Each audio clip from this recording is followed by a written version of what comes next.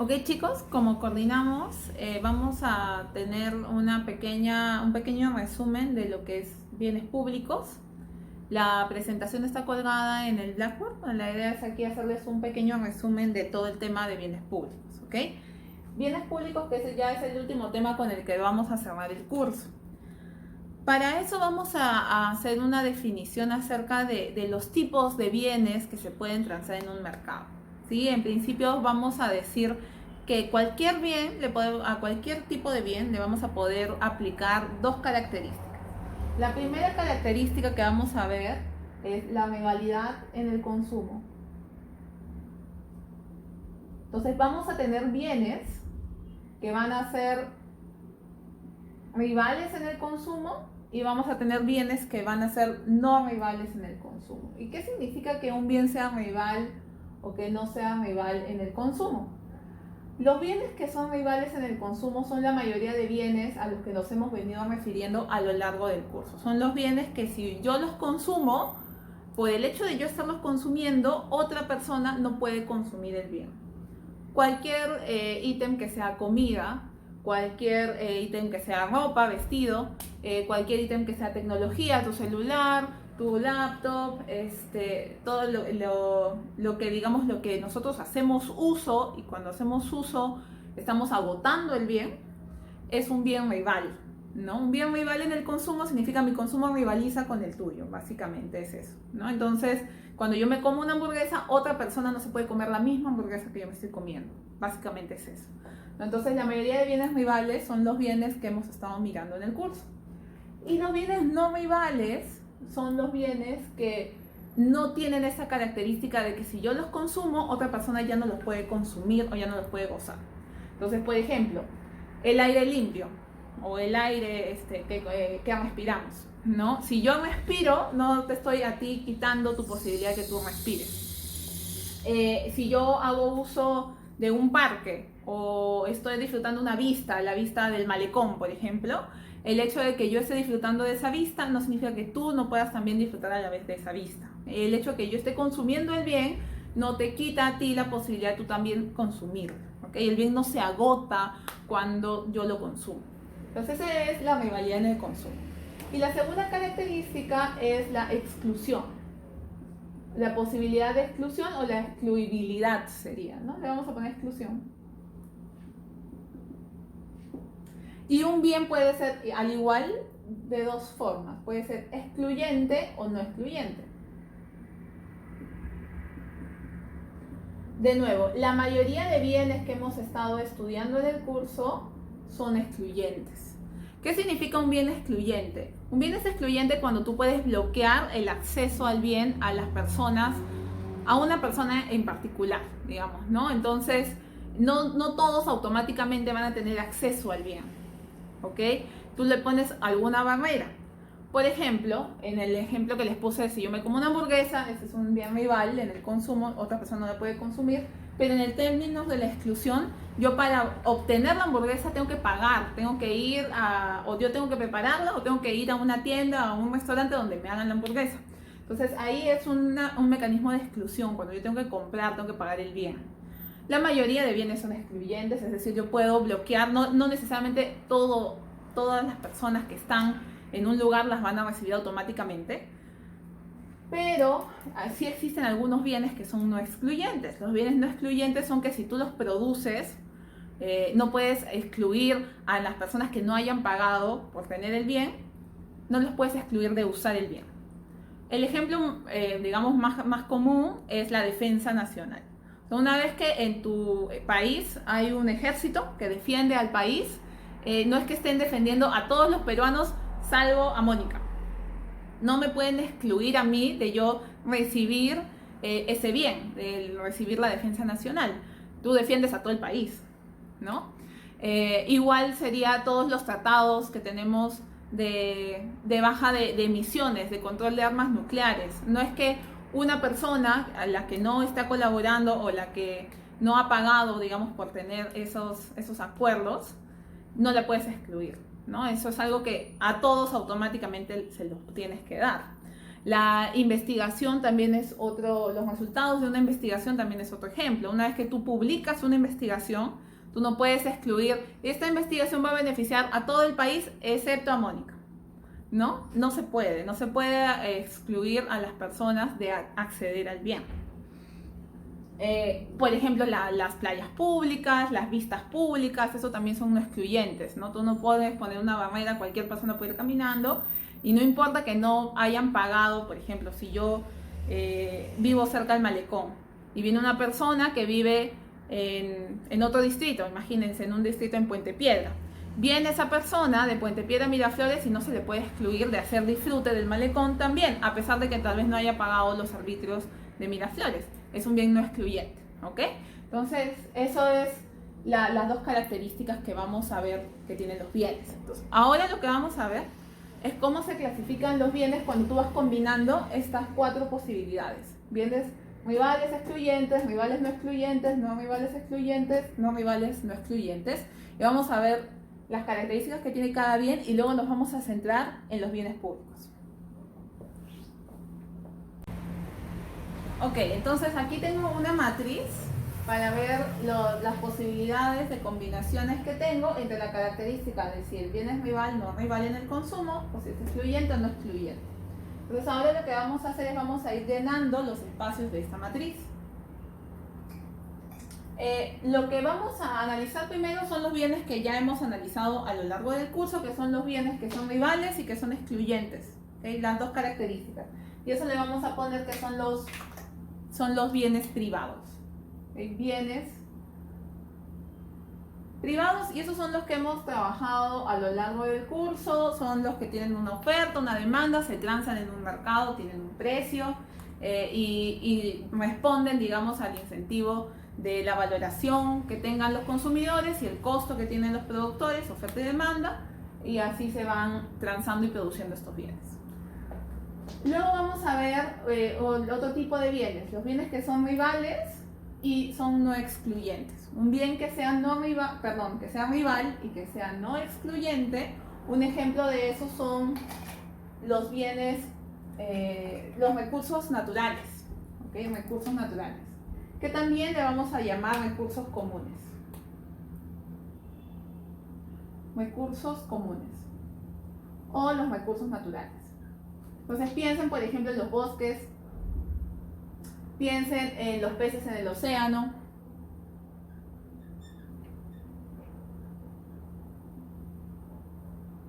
las reservas naturales, ¿no?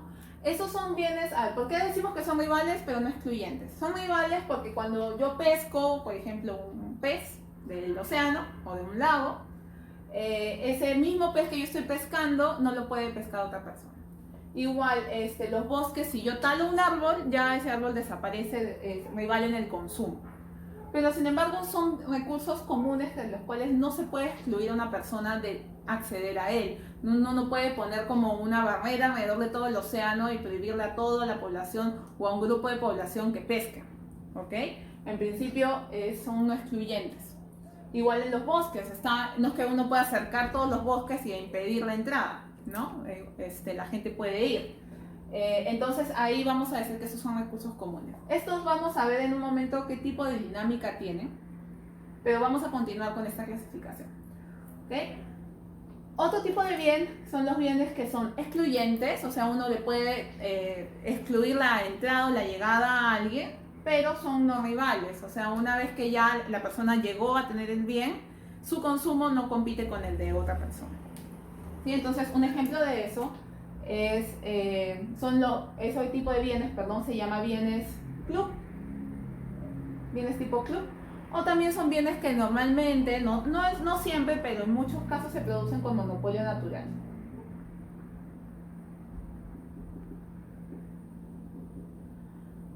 Ahora, ¿por qué se llama bienes tipo club? ¿No? Son, por ejemplo, un condominio en la playa, o un parque privado, ¿no? Son bienes que tú puedes excluir, lo haces excluyente en el momento que tú construyes una barrera alrededor de ese bien, pero son no rivales en el consumo porque una vez que están ahí, el hecho que tú estés disfrutando del condominio en la playa, el hecho que tú estés disfrutando del parque privado, no va a impedir que tú puedas, digamos que tú consumas, no impide que tu vecino también pueda consumir de ese bien.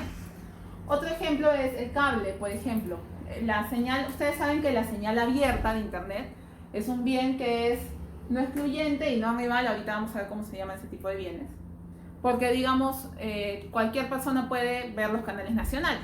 Pero el cable sí es un bien que tú le estás metiendo exclusión, porque tú necesitas un decodificador o necesitas el cable, la conexión para poder acceder. Pero el hecho de que yo esté consumiendo cable no implica que mi vecino y todo el edificio y todo Lima tenga también cable, ¿no? Ese es otro ejemplo de bien tipo club. ¿Ok? Luego, el último, que es un poco lo que nos convoca, son los bienes que son no excluyentes y no rivales. Estos bienes se llaman bienes públicos. ¿Ok? ¿Qué cosa es un bien público? Bueno, su definición está basada justamente en estas dos características. Son bienes que cuando uno los consume, no rivalizan con el consumo de otras personas. Yo los puedo consumir y las otras personas también pueden hacer uso y consumir el mismo bien. Y son no excluyentes porque yo no le puedo poner una barrera, o no puedo limitar el acceso a ese bien de las personas que no han pagado por ese bien. Puede haber personas que no han pagado el bien y que igual están haciendo uso de él. Entonces aquí los ejemplos están vinculados a los temas de defensa nacional, que es no excluyente y no rival. No importa que yo no pague impuestos, el ejército me defiende a mí también. En general, podríamos decir que también bomberos, policía, ese tipo de servicios, ¿no? El otro tema de investigación que también les mencioné hace un momento.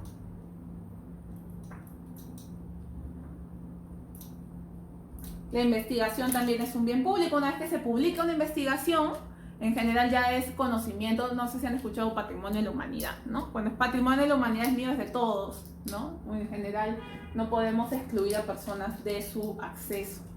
Parecido también, podrían ustedes ahí ponerse a discutir cuando ya algo se vuelve excluyente, cuando algo se vuelve rival, porque un mismo bien, digamos, estos ejemplos son casi siempre bienes públicos, no excluyentes sino rivales. Pero ¿qué pasa si mi investigación yo la publico en un journal que para tú acceder tienes que pagar una suscripción?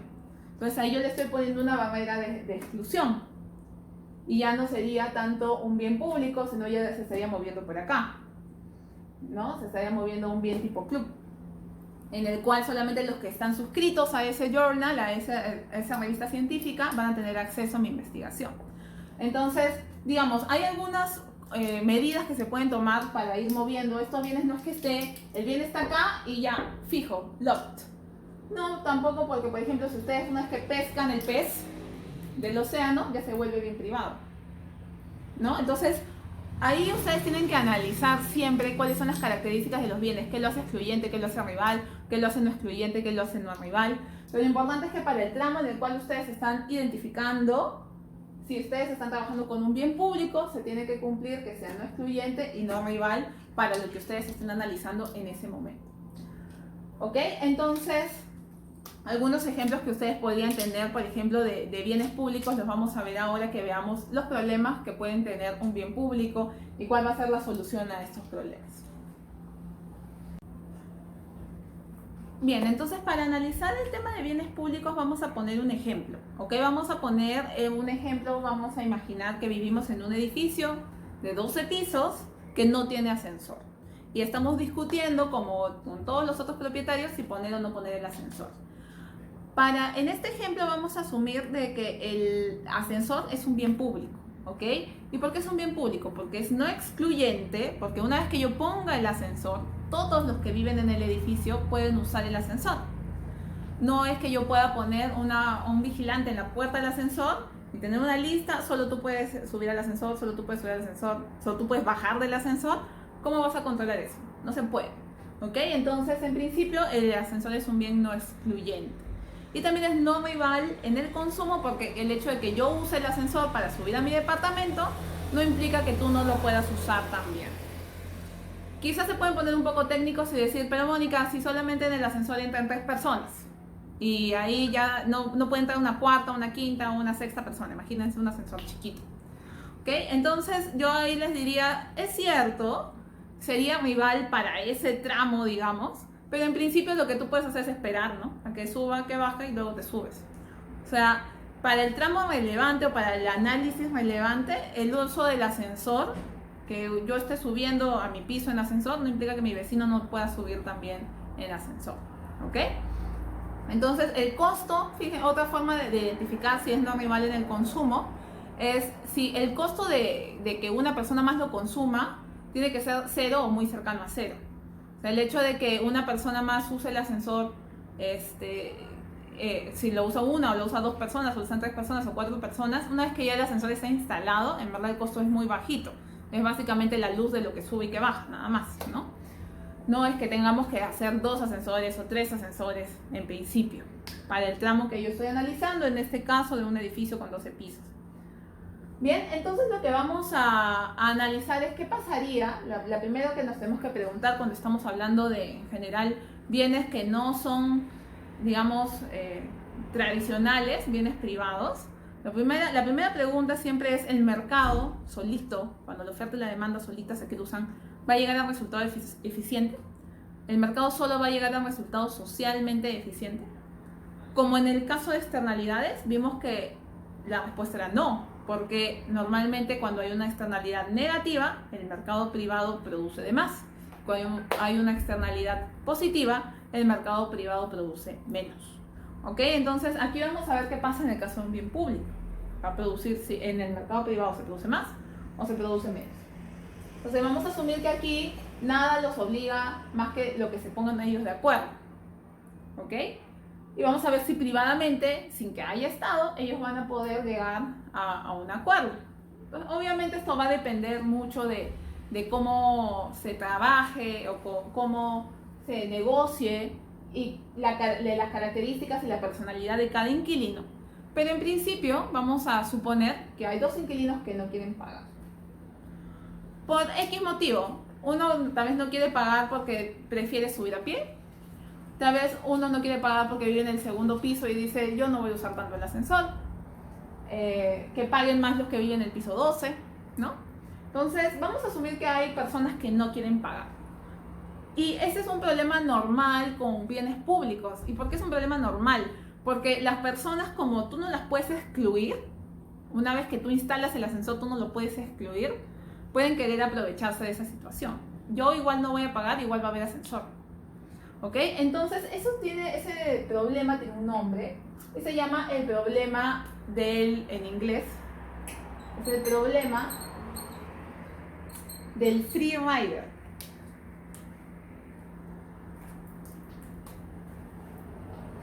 Y es una traducción, digamos, perdón, es un término en inglés, free rider, que la traducción en español es básicamente polizonte, ¿no? Como que te subiste sin pagar. Y el problema del free rider en el caso de bienes públicos, lo que nos quiere decir es que van a haber personas que, como saben que esto es un bien público, no van a querer pagar por ese bien público. ¿Eso qué significa? Que al momento de nosotros juntar toda la plata que necesitamos para poder poner el ascensor, no necesariamente nos va a alcanzar la plata, o cada una de las personas honestas que sí quieran pagar, probablemente tengan que pagar más. Y tal vez tengan que pagar tanto, porque poner un ascensor es muy caro, que ya no sea socialmente, o para ellos ya no sea privadamente posible poner el ascensor, ya no les alcanza la plata. ¿Ok? Entonces, ¿a qué nos va a llevar el problema del free rider? ¿Cuál es la consecuencia del problema del free rider? Es que privadamente, es decir, si solo dejamos actuar a la oferta y a la demanda, es posible, puede ser, que no se produzca la cantidad socialmente óptima. Básicamente, si yo esto lo llevo a términos un poquito más matemáticos, lo que diría es que cada una de esas personas tiene una valoración por tener un ascensor. Yo valoro tener un ascensor igual a 10 soles, yo valoro tener un ascensor igual a 100 soles, yo valoro tener un ascensor igual a 200 soles. Y la suma de esa valoración probablemente sea menor al costo del ascensor.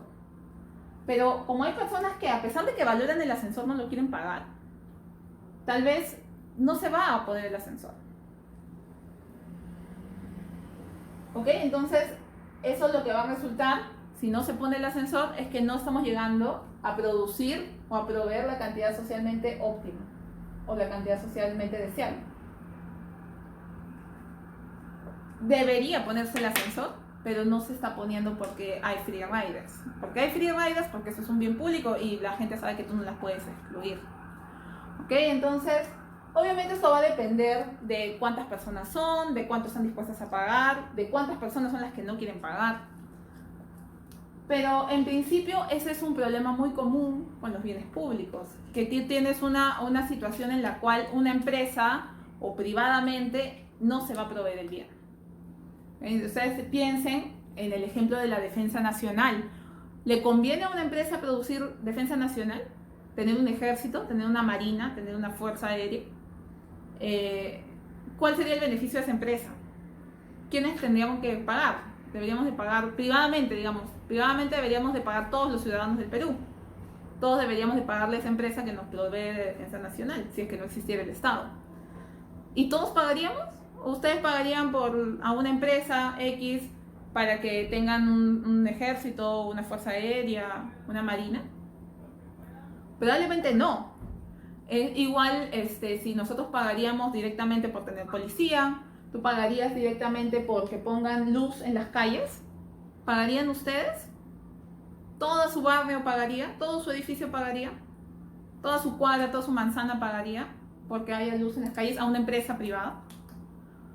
Probablemente no todos, ¿ok? Entonces ahí la solución que vamos a tener en el problema del free rider, qué cosas vamos a poder hacer, va a ser básicamente la solución de que intervenga el Estado.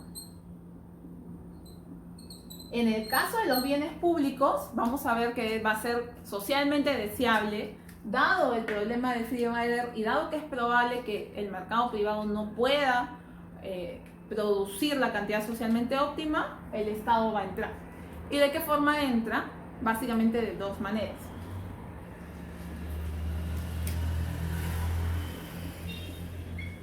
El Estado puede entrar imponiendo, regulando, obligando a las personas a que paguen por el bien público.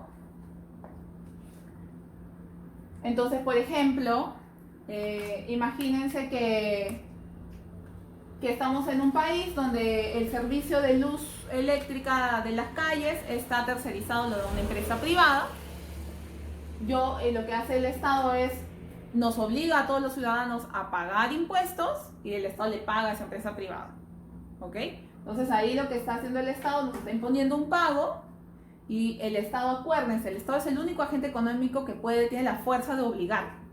¿Ok? Y nos puede obligar porque si no cumplimos nos vamos a la cárcel. Y tanto las empresas como los consumidores le tienen que hacer caso al Estado. Esa es la lógica, digamos, de la razón de ser de por qué existen los Estados. ¿Ok? Entonces, el Estado nos obliga a pagar y nosotros, digamos, le pagamos al Estado y el Estado le paga a su vez a la empresa privada. ¿Ok? Y ahí solucionó el problema, digamos, del free rider, porque nos obligó a todos. Otra forma de intervención del Estado es que es muy común en el caso de bienes públicos, es que el Estado provee directamente el bien público.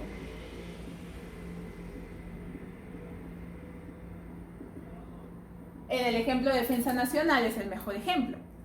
La defensa nacional la provee el Estado. ¿Quién paga, quién maneja, quién administra las Fuerzas Armadas, el Ejército y la Marina? El Estado. ¿Quién administra la limpieza pública? La limpieza de las calles, el Estado.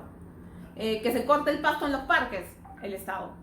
¿Ok? Entonces, todos esos son, digamos, bienes de los cuales, si tú tienes un parque bonito, tú no puedes excluir a las personas y también no rival en el consumo. Normalmente los parques, ¿quién los maneja? El Estado. ¿Ok? Entonces, eso es una solución muy común con bienes públicos, donde el Estado directamente provee el bien. O sea, ya no hay la interacción de un ofertante privado, sino el Estado es el que es el ofertante. ¿Cómo solucionaríamos ese problema que tenemos aquí del ascensor? con la intervención del Estado, si es que los propietarios no se han podido poner de acuerdo privadamente, es con la regulación. Lo que pasa en la práctica es que cuando uno compra un departamento en un edificio, uno normalmente firma unos acuerdos a que vamos a hacerle caso o vamos a guiarnos de los acuerdos tomados por la Junta de Propietarios. Entonces, si sale un acuerdo en una Junta de Propietarios inscrita por un notario, la mayoría votó, a pesar de que yo no esté de acuerdo, yo igual tengo que pagar, yo tengo que hacerle caso a los acuerdos de la Junta de Propietarios. Si yo no le hago caso a la Junta de Propietarios, entonces me pueden demandar. Y ahí es donde entra el Estado. Porque ¿de dónde depende el Poder Judicial?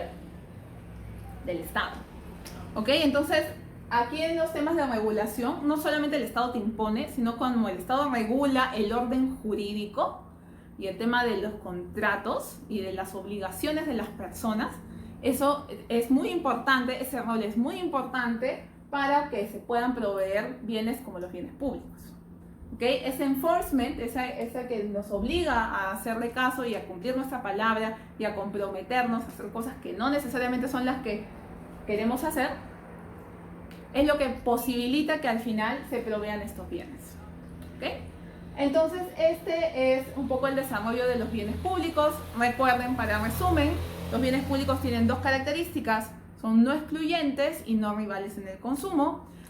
Algunos ejemplos son la defensa nacional, los parques públicos, limpieza pública, alumbrado público, la luz de la calle nos ilumina a todos, no solamente a mí. Yo no puedo excluir a las personas que no han pagado por ella, ¿sí? Entonces siempre piensen en esas dos características: exclusión, rivalidad. ¿Qué problema pueden presentar los bienes públicos? Pueden presentar, debido a que tienen el problema del free rider o del polizonte, que privadamente no se produzca lo suficiente de ese bien. Por lo tanto, el Estado debe intervenir para asegurar que se provea ese bien. Eso es con bienes públicos. Para cerrar el tema, lo que vamos a ver es qué pasa con el caso de los recursos comunes. Esos recursos que son rivales en el consumo, pero son no excluyentes. Vamos a ver ese tipo de bienes y con eso terminamos. Bien, para cerrar, entonces ahora vamos a hablar de los recursos comunes. Los recursos comunes, si ustedes recuerdan, estaban de este lado de la matriz y tenían dos características. Eran no excluyentes, yo no puedo excluir a las personas que no han pagado por el bien, no las puedo excluir de consumir el bien, no excluyentes, pero son rivales. A diferencia de los bienes públicos puros, estos bienes o recursos comunes, o recursos que muchas veces son recursos naturales, son rivales en el consumo. ¿Qué quiere decir eso? Que si una persona lo usa o lo consume, ya las otras personas excluye a que otras personas puedan consumir el mismo bien. Entonces vamos a poner algunos ejemplos. Los ejemplos más comunes son los peces en el océano, en general la vida marina, ¿no? Los recursos hidrobiológicos, los bosques también son recursos comunes. El aire limpio también es recurso común. El agua limpia, ese es un recurso común, ¿no? Porque el agua limpia, pues le pongo el adjetivo limpia abajo. El agua limpia es, digamos, no excluyente. Todos tenemos acceso a una fuente de agua. Imagínense un lago o un río. Ese río tiene agua limpia, ese lago tiene agua limpia. Todos tenemos acceso, no podemos cercar todo el río y excluir a personas, pero es rival porque el agua se puede acabar, digamos, ¿ok? Entonces, este tipo de bienes, ¿cuál sería el problema? Nos tenemos que preguntar lo mismo. ¿Qué pasaría si dejamos que el mercado privado solito se encargue de la oferta y la demanda de estos bienes? La mayoría de estos bienes, la oferta, como ustedes ven en los ejemplos, la oferta la da, digamos, el planeta, la naturaleza. Entonces vamos a concentrarnos por el lado de la demanda, ¿sí? Y para esto hay un ejemplo muy común, que es el ejemplo más tradicional de recursos comunes, que es uno que está basado en una historia en Europa medieval, de qué pasaba con un pueblo que tenía acceso a un rebaño, a una tierra para pastar, y tenían ovejitas.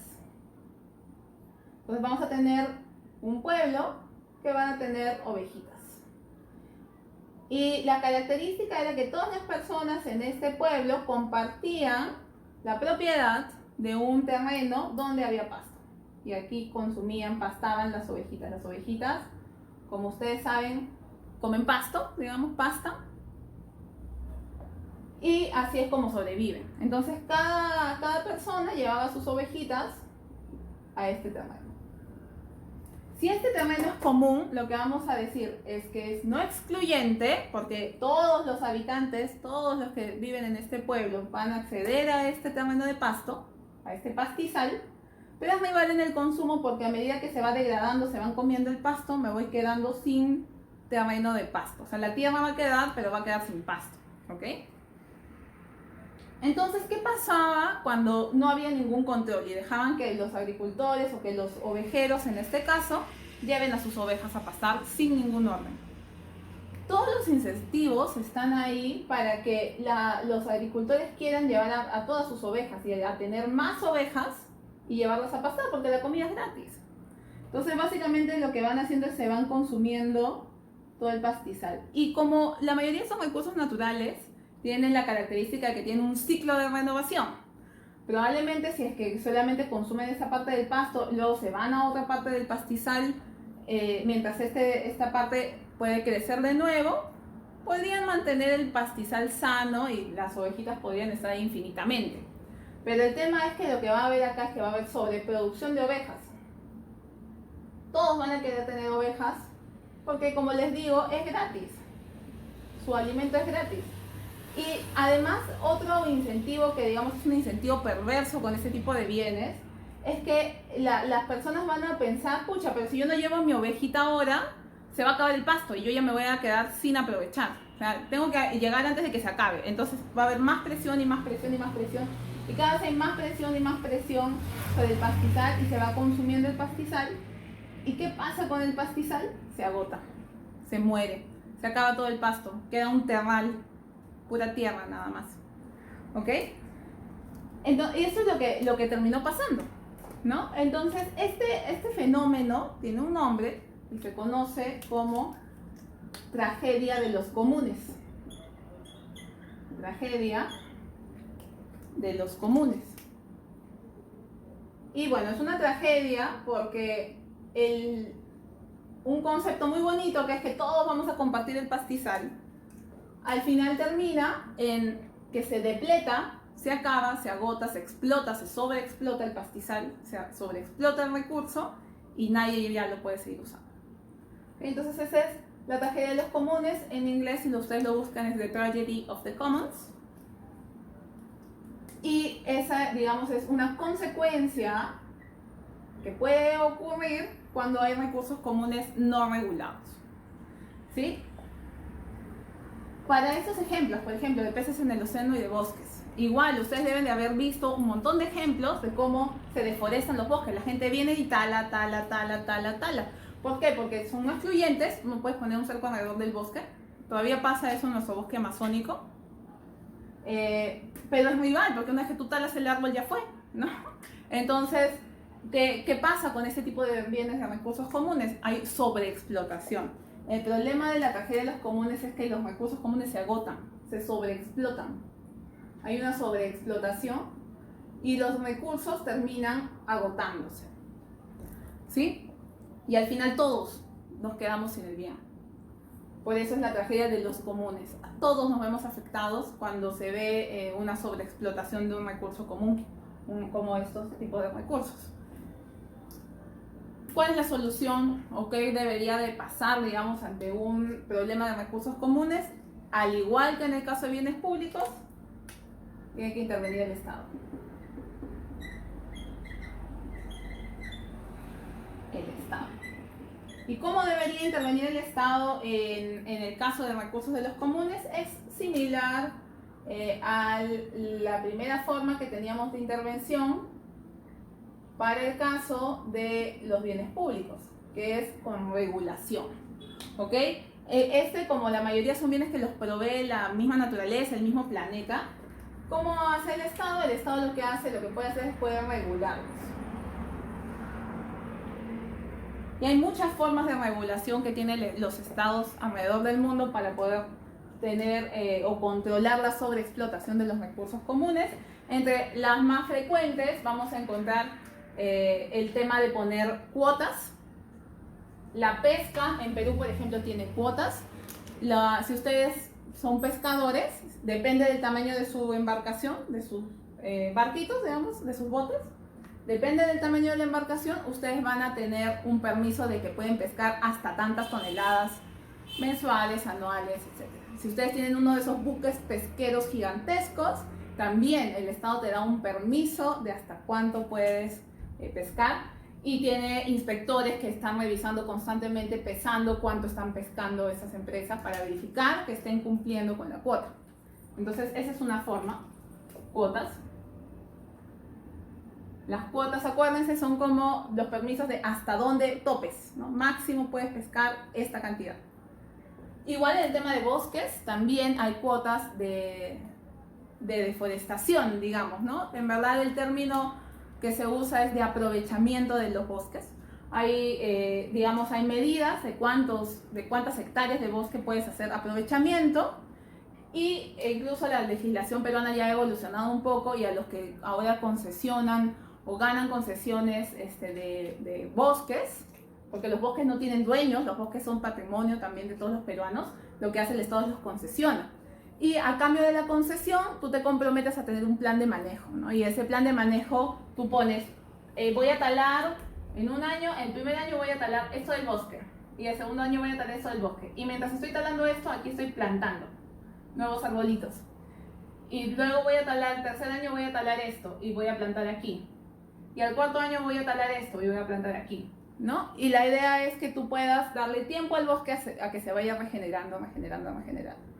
Una concesión forestal puede tener hasta 30 años, ¿no? Porque los árboles son bienes o recursos que crecen en un periodo largo de tiempo. ¿Ok? Entonces esa es otra forma, con concesiones. También otra forma que tiene es prohibiciones. ¿Alguna vez se han preguntado por qué algunas especies está prohibido cazarlas, las especies en peligro de extinción? Justamente es porque hemos llegado a la sobreexplotación, entonces ya lo que ha hecho el Estado es los prohíbe. Es ilegal cazar algunas especies, comercializar algunas especies es totalmente ilegal, meten a la cárcel si te descubren. También esta es la razón por la cual hay límites, por ejemplo, de entrada a los santuarios como Machu Picchu, ¿no? No es que pueda entrar el número de turistas que quieran la municipalidad recibir, sino hay con el Ministerio de Cultura, digamos, han llegado a un acuerdo de cuánto es el máximo de turistas que aguanta Machu Picchu, para que el Machu Picchu no se dañe, ¿no? Es nuevo, es no excluyente, pero es rival, porque se va maltratando, digamos, a medida que haya más gente. Puede haber sobreexplotación, sobreuso. Entonces, todas esas regulaciones que puede dar el Estado van a ayudar a que no caigamos en la tragedia de los comunes, en la sobreexplotación de los recursos comunes. ¿Ok? Entonces, esa es, digamos, otra falla de mercado. Para cerrar este capítulo, vamos a recapitular. Hemos visto varios tipos de fallas de mercado. Primero vimos las externalidades, donde básicamente el resultado era, si es una externalidad negativa, el mercado privado produce más. Si es una externalidad negativa, el mercado produce más. Si es una externalidad positiva, el mercado privado produce menos de lo socialmente deseable. Para ambos casos, el Estado puede intervenir para poder llegar al resultado socialmente óptimo. Hay algunos casos, en el caso de externalidades, en los cuales el mercado privado o los agentes privados pueden llegar a un acuerdo para poder resolver la externalidad, pero en verdad es bien difícil, depende de los costos de transacción.